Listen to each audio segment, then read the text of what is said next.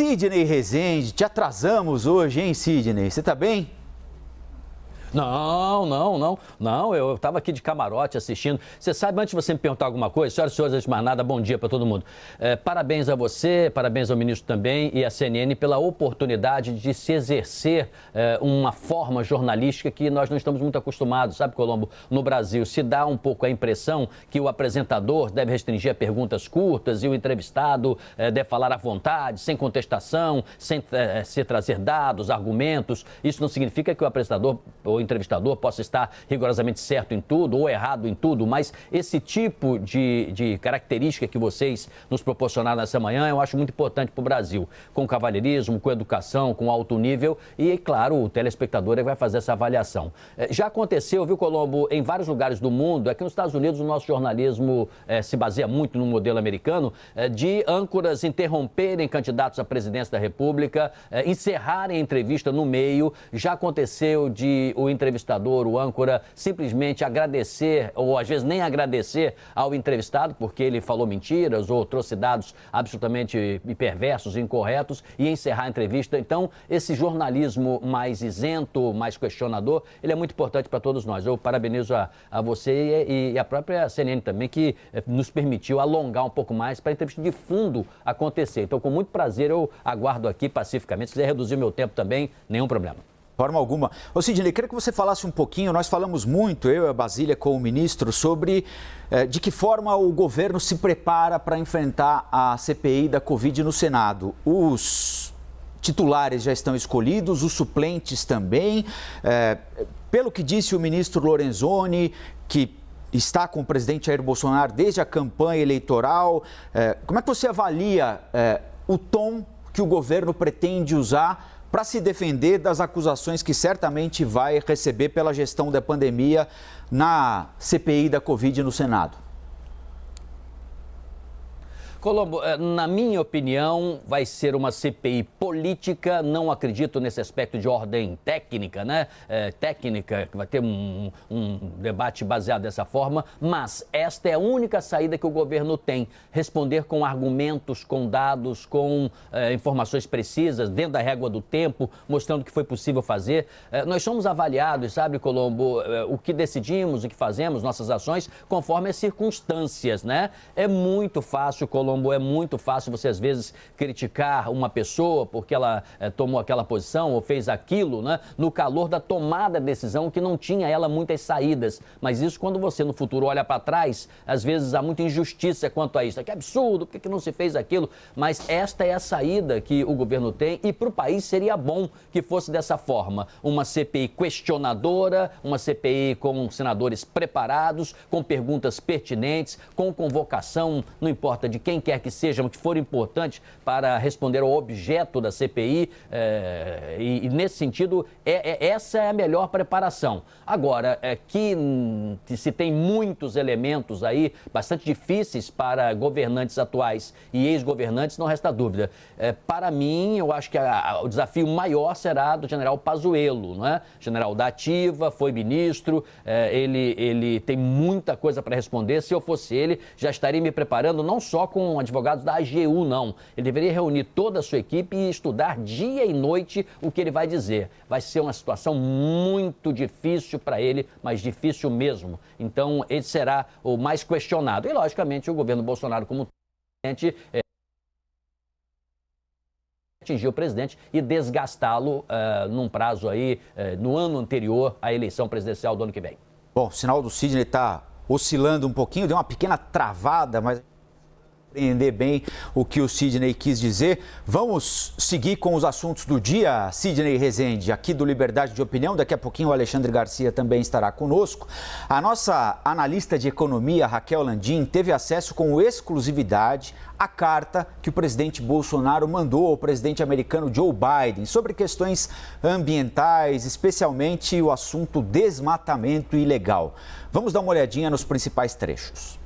Bolsonaro diz, abre aspas, Asseguro o meu engajamento na busca de compromissos e resultados ambiciosos na cúpula de 22 de abril. Queremos reafirmar nesse ato em inequívoco apoio aos esforços empreendidos por Vossa Excelência, o nosso compromisso em eliminar o desmatamento ilegal no Brasil até 2030. Comprometemo-nos com o objetivo de longo prazo de alcançar a neutralidade climática em 2060, mantendo aberta ainda a possibilidade de ir além e anteciparmos esse prazo para 2050, caso seja possível viabilizar recursos anuais significativos que contribuam nesse sentido. Fecha aspas. Sidney, como é que você avalia o tom utilizado pelo presidente nessa carta que ele mandou ao presidente dos Estados Unidos, Joe Biden, tratando de um tema tão sensível na relação entre as administrações Biden e Bolsonaro? A política ambiental é um dos eixos mais importantes do governo Biden. Qual é a posição do governo americano agora? Esperar movimentos do governo brasileiro, no sentido de compreender que o governo mudou, e mudou mesmo, né? O governo Biden tem prioridades e uma agenda completamente diferentes do governo anterior, Donald Trump, do qual o governo brasileiro se alinhou até o final. Então, o primeiro ponto é este. A questão ambiental é muito, muito importante para o governo americano. 2, estrategicamente, e o Brasil é o país mais importante do continente, somos parceiros comerciais dos americanos, eles não querem largar nossa mão, evidentemente, né? E nem para nós é bom largar a mão dos americanos também, por conta até dessa relação cultural, tradicional, de boa relação, diplomática, inclusive, e também comercial. Então, o que acontece nesse momento? Ele vai esperar o movimento do governo brasileiro. Inclusive, representantes da alta chancelaria americana, quando marcou agora, está marcando agendas de visitas ao nosso continente, não incluíram o Brasil. Não é porque o Brasil não seja importante ou porque quer se virar as costas para o Brasil, não. Está se esperando o movimento do governo brasileiro. O presidente fez um segundo movimento, que é esta carta. É bom fazer esse movimento? É muito importante, por tudo que eu disse da relação que temos com os americanos. É suficiente? Não, não é suficiente. E o governo americano não é bobo, a diplomacia americana muito menos treinada e há muito tempo compacta, né, em questões ligadas aos países latino-americanos e outras ao Oriente e ao mundo em geral. Então, o que acontece? Os americanos sabem, e tem muita informação sobre isso, que os cortes do orçamento para agências ambientais no Brasil, feitas pelo Ministério do Meio Ambiente, é algo que enfraquece e muito o trabalho de acompanhamento, não só das organizações não governamentais, como das agências que atuam nesse setor. O relaxamento da fiscalização ambiental também. O ministro Salles, a todo momento, ele desarticula o IBAMA, ele cria modificações na sua política de fiscalização, às vezes até retirando poderes do fiscalizador, passando para superiores. Essa é uma outra questão que mostra a intenção objetiva do governo de prejudicar este combate ao desmatamento, esse respeito ao meio ambiente, a definição de uma política ambiental mais sintonizada com aspectos de ordem global e de interesse do atual governo americano.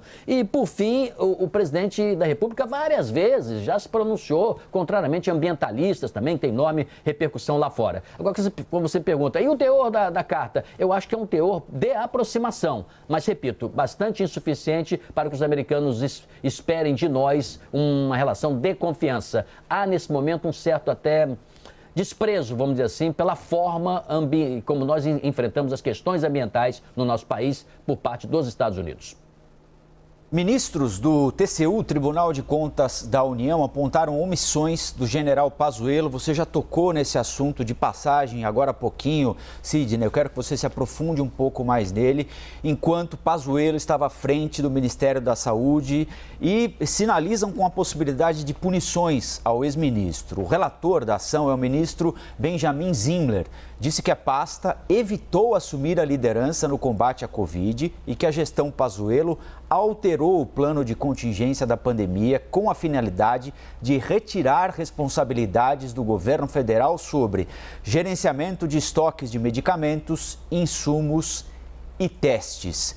É mais uma frente de investigação contra a gestão Bolsonaro, notadamente o ex-ministro Pazuello. PF, TCU, Congresso Nacional, você já falou nisso agora há pouquinho, mas gostaria que você reforçasse, Sidney. As coisas tendem a ficarem focadas muito no ministro Pazuello, na sua avaliação, Sidney? Bom, após o desenvolvimento das suas perguntas e a construção delas e as suas indagações, eu estou de acordo que é possível que se queira imputar tudo ao ministro Pazuello, quando não é inteiramente verdade que ele tinha uma autonomia. Lembra-se aquela clássica e bem-humorada, né? Fala de Pazuello, um manda, outro obedece e tal, embora já se saiba, desde até o fim da Segunda Guerra Mundial, que não tem muito essa história, né? Eu fiz porque ele mandou, né? Não é muito isso, porque ali não é uma relação militar. Apesar dele ser general da ativa, ele estava atuando diante de um civil, que é o presidente da República, e, consequentemente, numa atuação política e não militar. Então, ele vai responder, sim, pelas responsabilidades praticadas por atos dele próprio, mas, certamente, o entorno será também questionado. Agora, acredito que esse levantamento feito pelo Tribunal de Contas da União vai ser um dos documentos, importantes documentos, utilizados pela CPI quando ela começar a funcionar. Mas essa multa de 60, 70 mil reais que pode recair sobre o ministro Pazuello, o então ministro Pazuello, e agora general já fora do governo, ela não é uma multa, vamos dizer assim, somente restrita a ele. A equipe dele também está arrolada nesse processo, não havia coordenação naquela época, não havia central de referência, não havia agilização para tomada de decisão, inclusive a do oxigênio que faltou ao povo manauara é um desses exemplos. Além disso tudo, e essa acusação é seríssima, segundo disse o ministro, ele mudou o plano de contingência do órgão na pandemia com a finalidade de retirar responsabilidades do governo federal para o gerenciamento de estoques de medicamentos, insumos e testes. Ou seja, o avião voando, ele movimentou a carta de navegação de uma forma a tirar responsabilidades. E ele já havia sido alertado pelo próprio Tribunal de Contas da União. Então, não significa que esse documento ele vai ser aprovado completamente, vão ter vistas aí, vão se analisar esses elementos, mas que virará uma peça política na CPI, não tenha dúvida.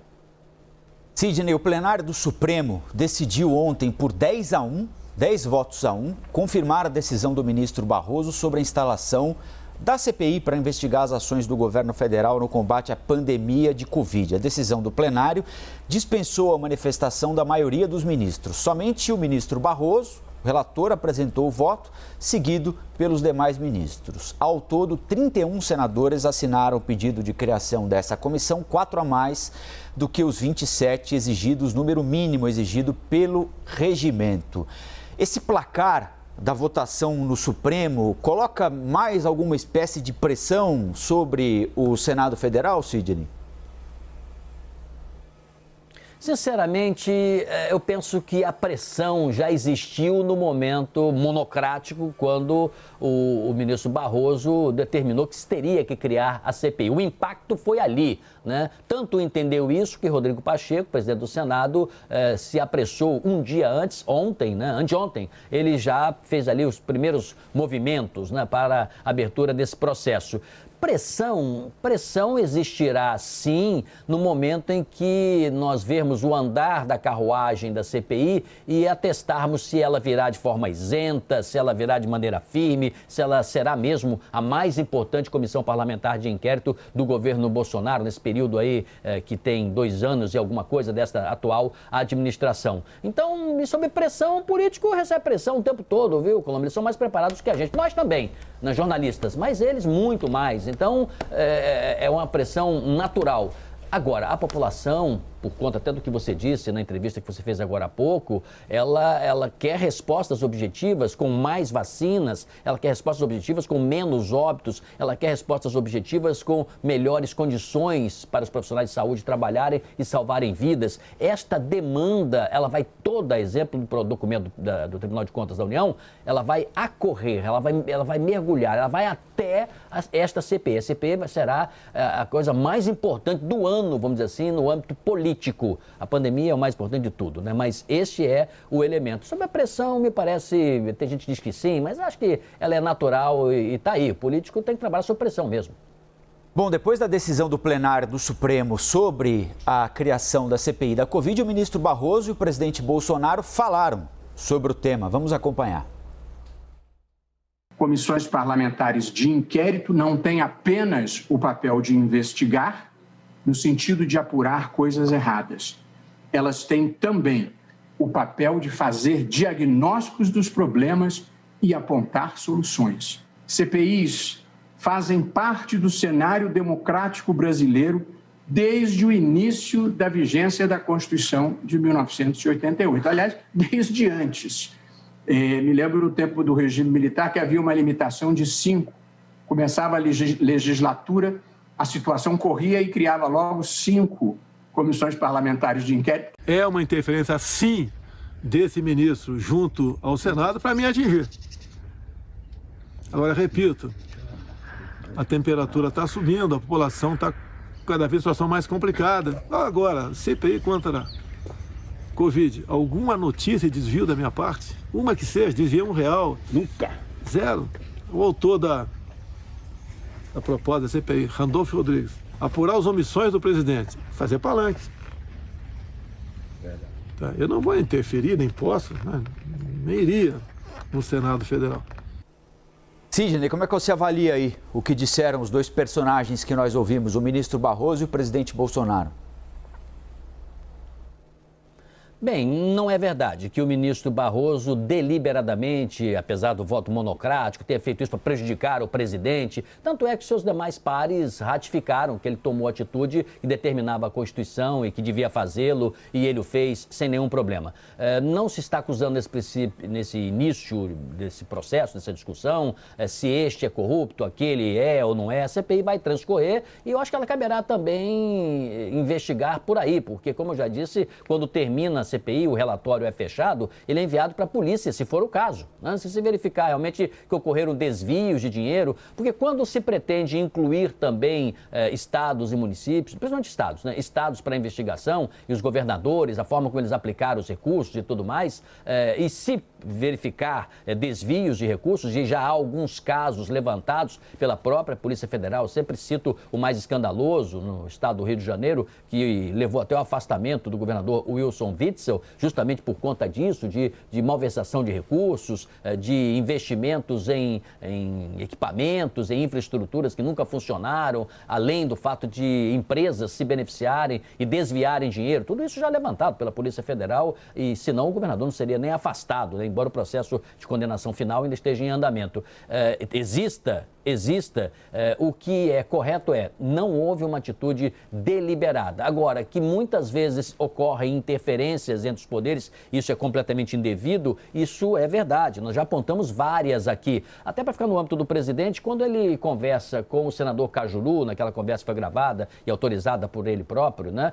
Quando transcorre a conversa, Colombo, se você notar bem, ele orienta a seu juízo que seria melhor o próprio senador Cajuru fazer, embora o próprio Cajuru tenha dito, não, mas eu já fiz, já estou lá, já andei e tal. Quer dizer, o presidente fez isso também. Muita gente considerou isso uma interferência também, né? Uma espécie de uma conversa ali bem complicada entre as partes, né? Alterando, de certa forma, o bom andamento e independência dos poderes. Então, excessos eles existem, não deve-se voltar atrás rapidamente, deve-se lutar pela independência dos poderes, isso é democracia.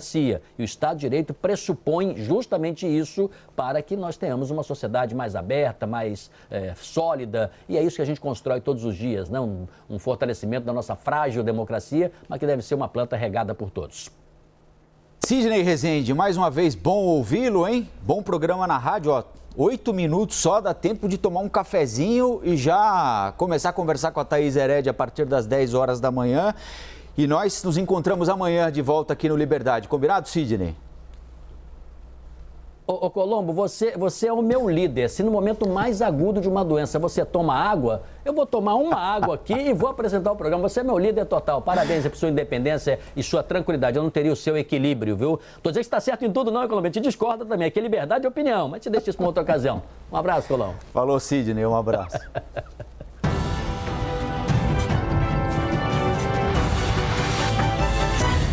As opiniões emitidas pelos comentaristas do quadro não refletem necessariamente a posição da CNN.